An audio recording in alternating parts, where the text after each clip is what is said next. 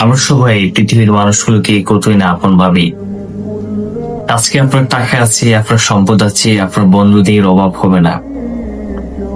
প্রকৃতপক্ষে পৃথিবীতে কেউই আপন নয়। আসলে আমরা আপন ভাবি কিন্তু আপন নয়।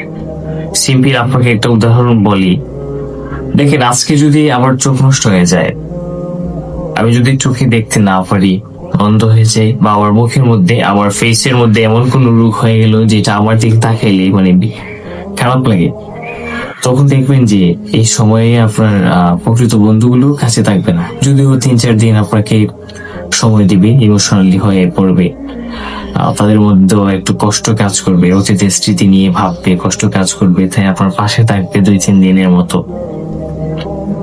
তারপর ঠিকই তারা নিজেদের জায়গায় চলে যাবে, আর কখনোই আপনার দিকে ফিরে তাকাবে না, আপনার সাথে কথাও বলবে না। আপনার সাথে ধীরে ধীরে সম্পর্ক নষ্ট হয়ে যাবে। আপনার বিশ্বাস হচ্ছে না? এইটাই বাস্তবতা, আপনাকে মেনে নিতে হবে।